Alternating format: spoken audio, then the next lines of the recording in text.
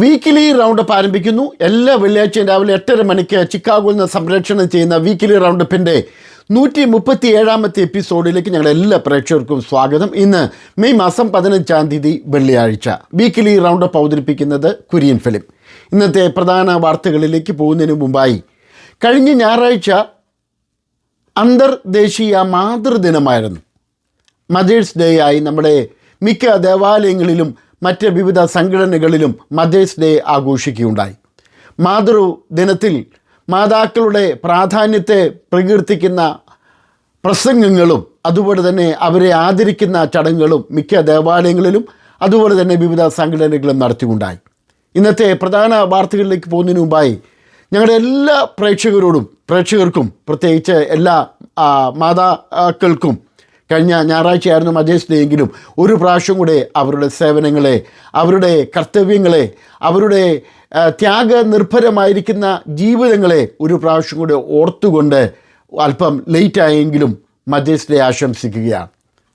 വിശുദ്ധ ബൈബിളിൽ അനേക സ്ത്രീകളെക്കുറിച്ച് പറയുന്നുണ്ട്. വളരെ ത്യാഗോജ്വലമായ രീതിയിൽ കുഞ്ഞുങ്ങളെ വളർത്തിയെടുത്ത് സമൂഹത്തിന് പ്രദാനം ചെയ്യുന്ന, ദൈവസഭകൾക്ക് പ്രദാനം ചെയ്യുന്ന അനേക മാതാക്കളെക്കുറിച്ച് വിശുദ്ധ ബൈബിളിൽ പറയുന്നുണ്ട്. പ്രാർത്ഥന നിരതരായിരിക്കുന്ന മാതാക്കളെക്കുറിച്ച്, തലമുറകളെ നന്നായി വാർത്തെടുത്ത മാതാക്കളെക്കുറിച്ച്, വളരെ വിവേകപൂർവമായി പെരുമാറുന്ന മാതാക്കളെക്കുറിച്ചൊക്കെ വിശുദ്ധ ബൈബിളിൽ പറയുന്നു. പുതിയ നിയമത്തിൻ്റെ ആദ്യ ഭാഗത്ത് തന്നെ പറയുന്നു, പ്രാർത്ഥനയ്ക്ക് ഉത്തരം ലഭിക്കുവോളം ദീർഘനാളുകൾ പ്രാർത്ഥിച്ച ഒരു മറിയെ അവിടെ കാണുന്നുണ്ട്.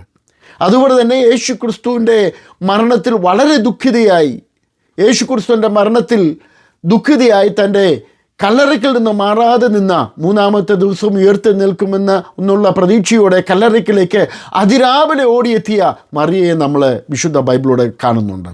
വലിയ പ്രത്യാശ, വലിയ വിശ്വാസം, വലിയ ത്യാഗനിർഭരമായ ജീവിതം, ഇതൊക്കെ നയിച്ച് സമൂഹത്തിന് നന്മ ചെയ്യുന്ന നമ്മുടെ മാതാക്കളെ ഒരു പ്രാവശ്യം കൂടെ ഓർക്കുന്നു.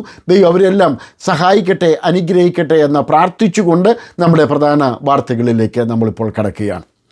കേരളത്തിലെ 18ാമത്തെ മുഖ്യമന്ത്രിയായി തെരഞ്ഞെടുക്കപ്പെട്ട ശ്രീ VD സതീശൻ തൻ്റെ പദവി ദൈവീക നിയോഗമാണെന്നാണ് പത്രക്കാരോട് ആദ്യമായി തന്നെ പ്രതികരിച്ചത്.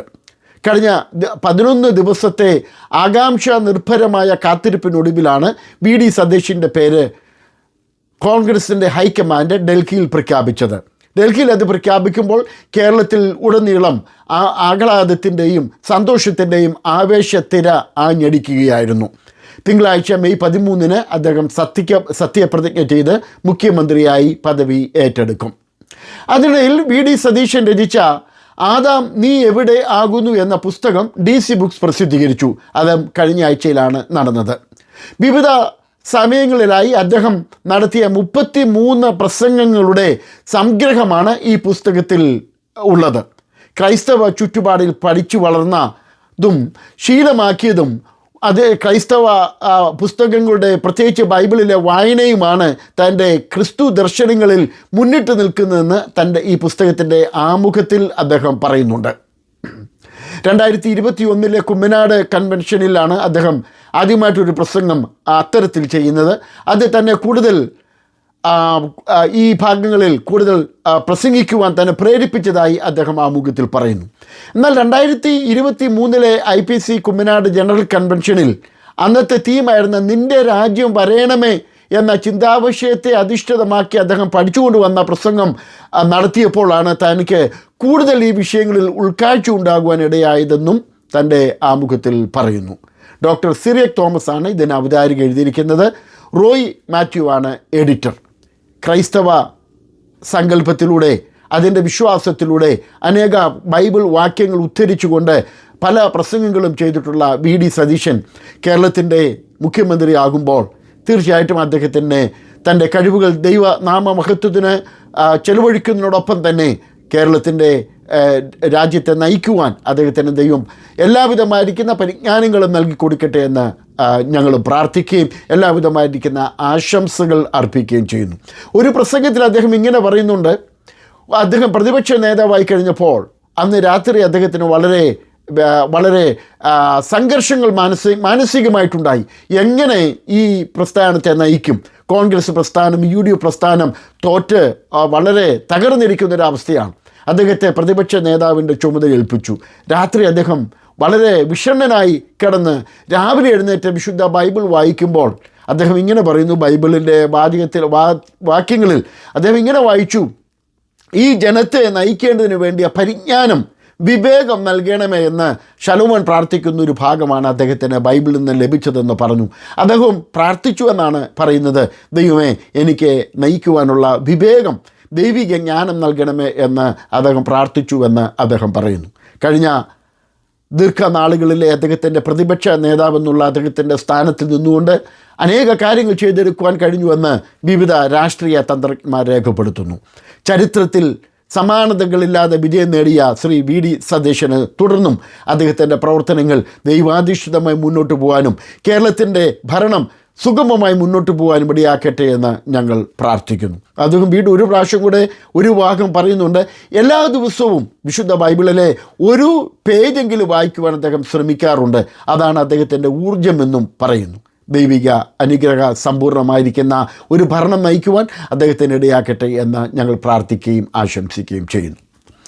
കേരളത്തിലെ പ്രധാന പെന്തക്കോസ്റ്റൽ സഭകൾ ചേർന്ന് United council of pentecostal churches UCPC എന്ന ഒരു പുതിയ സംഘടന രൂപീകരിച്ചു. ഇതിനു മുമ്പുള്ള മറ്റ് ചില സംഘടനകൾ പിരിച്ചുവിട്ടിട്ടാണ് ഇതുപോലെ UCPC എന്ന പുതിയ സംഘടന പെന്തക്കോസ്ത് സഭകളുടെ ഐക്യ സംഘടനയായി നിലവിൽ വന്നത്. തിരുവല്ലയിൽ നടന്ന പത്രസമ്മേളനത്തിൽ പാസ്റ്റർ KC ജോൺ അധ്യക്ഷത വഹിച്ചു. അസംബ്ലീസ് ഓഫ് ഗോഡിൻ്റെ സൂപ്രണ്ട് പാസ്റ്റർ TJ ഷാമുവൽ ഈ സംഘടനയുടെ രൂപീകരണ ലക്ഷ്യങ്ങൾ പത്രസമ്മേളനത്തിൽ പ്രസ്താവിച്ചു. അദ്ദേഹം അത് വിശദമാക്കി. മെയ് 26-ന് ചർച്ച് ഓഫ് ഗോഡിൻ്റെ ആസ്ഥാനമായ മുളക്കുഴയിൽ വെച്ച് ഔദ്യോഗികമായിരിക്കുന്ന ഉദ്ഘാടനം നടക്കും. വിവിധ പ്രധാന പെന്തക്കോസ്ത് സഭകളുടെ ഔദ്യോഗിക നേതൃത്വം ഈ സംഘടനയുടെ എക്സിക്യൂട്ടീവ് ഭാരവാഹികളായി പ്രവർത്തിക്കുന്നതാണ്. മണിപ്പൂരിൽ സമാധാന സമ്മേളനത്തിൽ പങ്കെടുത്ത് മടങ്ങുകയായിരുന്ന 3 ബാപ്റ്റിസ്റ്റ് സഭാ ശുശ്രൂഷകന്മാരെ അജ്ഞാതർ വെടിവെച്ചു കൊന്നു.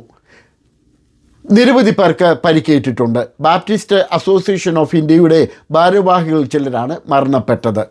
മണിപ്പൂരിൽ നടന്ന ഈ ദാരുണമായ കൊലപാതകത്തിൽ വിവിധ ക്രൈസ്തവ സംഘടനാ നേതാക്കന്മാർ അനുശോചനം രേഖപ്പെടുത്തുകയും പ്രതിഷേധം അറിയിക്കുകയും ചെയ്തിട്ടുണ്ട്.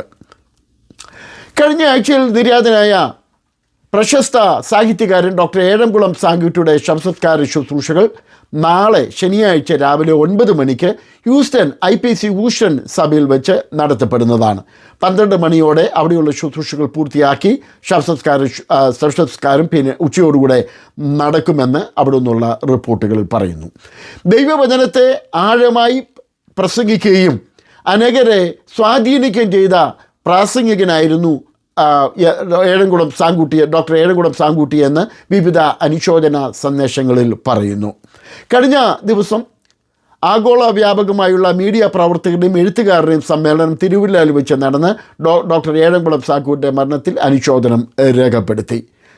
മലങ്കരയിലെ പെന്തക്കോസ്ത് സമൂഹത്തിൻ്റെ ഹൃദയ തുടിപ്പുകൾ ആഴത്തിൽ തിരിച്ചറിഞ്ഞ് അതിൽ ജനഹൃദയങ്ങളിൽ എത്തിച്ച എഴുത്തുകാരനാണ് ഡോക്ടർ ഏഴംകുളം സാങ്കുട്ടി എന്ന് അനുശോചന സന്ദേശത്തിൽ വ്യക്തമാക്കി. ആഗോള വ്യാപകമായിട്ടുള്ള മാധ്യമ പ്രവർത്തകരുടെ സമ്മേളനമാണ് തിരുവല്ലയിൽ ഡോക്ടർ ഏഴംകുളം സാങ്കുട്ടിയുടെ നിര്യാണത്തിൽ അനുശോചനം രേഖപ്പെടുത്തിയത്. Fellowship of pentecostal churches in ഷിക്കാഗോയുടെ ആഭിമുഖ്യത്തിൽ മെയ് മാസം 8 മുതൽ 10 വരെ ഗിൽഗാൽ പെന്തക്കോസ്റ്റൽ അസംബ്ലിയിൽ വെച്ച് നടന്ന ബൈബിൾ ക്ലാസ്സിൽ doctor Roji T. George Bible ക്ലാസുകൾ നയിച്ചു. Pastor Xavier James, pastor MG Johnson എന്നിവർ വിവിധ സമ്മേളനങ്ങൾക്ക് നേതൃത്വം നൽകി. FECCയുടെ മാസയോഗം നാളെ മെയ് മാസം 16 വൈകിട്ട് 6 മണിക്ക് കനൂഷയിലുള്ള ഷാരോൺ ഫെലോഷിപ്പ് ചർച്ചിൽ വെച്ച് നടക്കുമെന്നും ഭാരവാഹികൾ അറിയിക്കുന്നു. ഈ സമ്മേളനത്തിലും ഡോക്ടർ റോജി T. ജോർജ് ദൈവദിനം സംസാരിക്കുന്നതാണ്. ഷിക്കാഗോ ലാൻഡ് ഗോസ്പൽ ബ്രദറൻ അസംബ്ലിയിലെ സഭാംഗമായിരുന്ന ബ്രദർ ഏബ്രഹാം ഫിലിപ്പ് 90 വയസ്സ് കഴിഞ്ഞ ദിവസം നിര്യാതനായി. ശവസംസ്കാരം നാളെ ശനിയാഴ്ച രാവിലെ 9:30 മണിക്ക് നൈൽസിലുള്ള കൊളോണിയൽ ഫ്യൂണറൽ ഹോമിൽ ആരംഭിച്ച് ഉച്ചയോടെ ഓൾ സെയിൻറ്റ് സെമിത്തേരിയിൽ നടക്കും.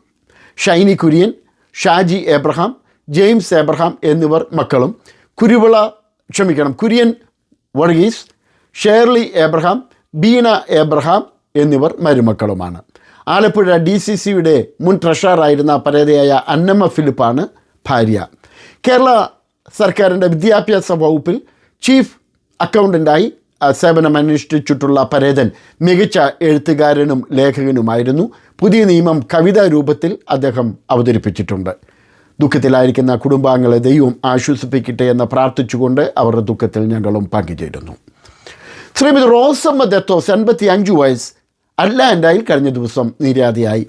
അറ്റ്ലാന്റ ക്രിസ്ത്യൻ അസംബ്ലിയുടെ സ്ഥാപക പ്രസിഡന്റ് ആയിരുന്ന പരേതനായ പാസ്റ്റർ ദത്തോസ് ചെറിയാൻ്റെ ഭാര്യയാണ് നീതിയിലേക്ക് പ്രവേശിച്ച റോസമ്മ ദത്തോസ്. 85 വയസ്സ് പ്രായമായിരുന്നു. കാഞ്ഞിരപ്പള്ളി മേച്ചേരിൽ കുടുംബാംഗമാണ് പരേത. സംസ്കാരം പിന്നീട് നടക്കും.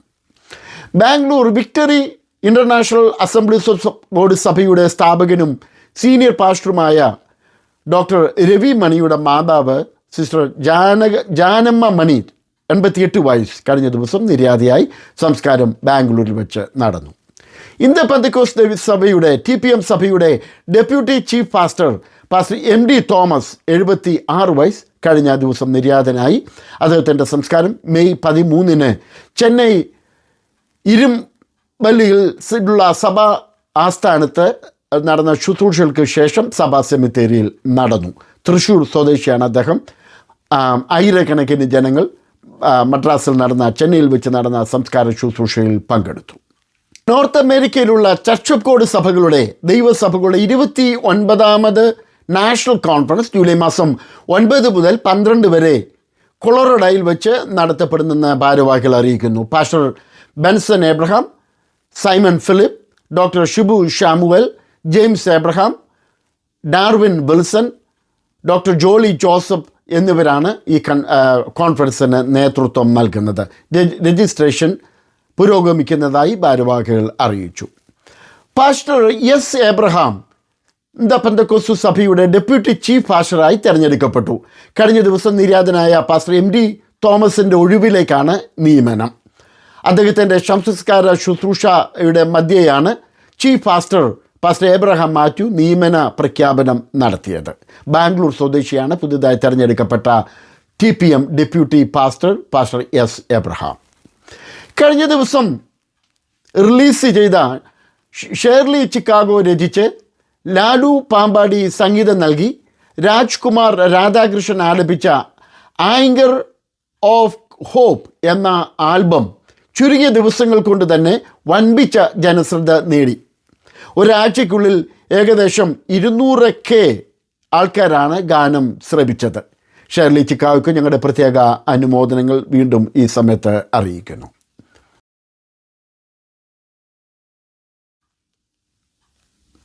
PCNACൻ്റെ രജിസ്ട്രേഷൻ തുടരുന്നു. 40ാമത് PCNAC കോൺഫറൻസ് ഈ വരുന്ന ജൂലൈ മാസം 2 മുതൽ 5 വരെ ചിക്കാഗോയിലുള്ള ഷാംബർഗ് കൺവെൻഷൻ സെൻറ്ററിൽ വെച്ച് നടത്തുവാനുള്ള ക്രമീകരണങ്ങൾ പൂർത്തിയായിക്കൊണ്ടിരിക്കുന്നതായി ഭാരവാഹികൾ അറിയിക്കുന്നു. അപ്പോൾ തന്നെ രജിസ്ട്രേഷൻ തുടരുന്നു.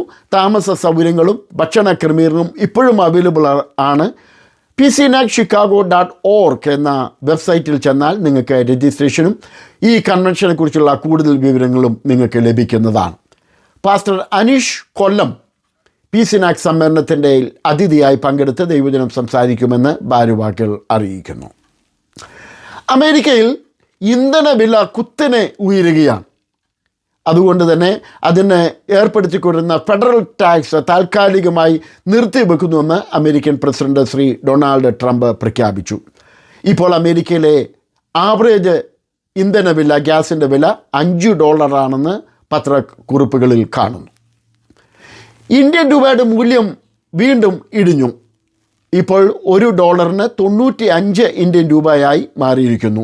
ഇന്ത്യയിലെ സാമ്പത്തിക സ്ഥിതി മെച്ചപ്പെടുന്നതിനു വേണ്ടി ഇന്ധനങ്ങൾ ഉപയോഗിക്കുന്നത് കുറയ്ക്കണമെന്നും കഴിയുന്നതും വീട്ടിലിരുന്ന് ജോലി ചെയ്യുന്ന പ്രവണത തുടരണമെന്നും ഇന്ത്യൻ പ്രധാനമന്ത്രി ശ്രീ നരേന്ദ്രമോദിയും ഇന്ത്യൻ ജനതയോട് അഭ്യർത്ഥിച്ചിട്ടുണ്ട്. ഇലിയോസ് ഫുൾ ഗോസ്പൽ അസംബ്ലിയുടെ ആഭിമുഖ്യത്തിൽ നടത്തപ്പെടുന്ന VBS ജൂൺ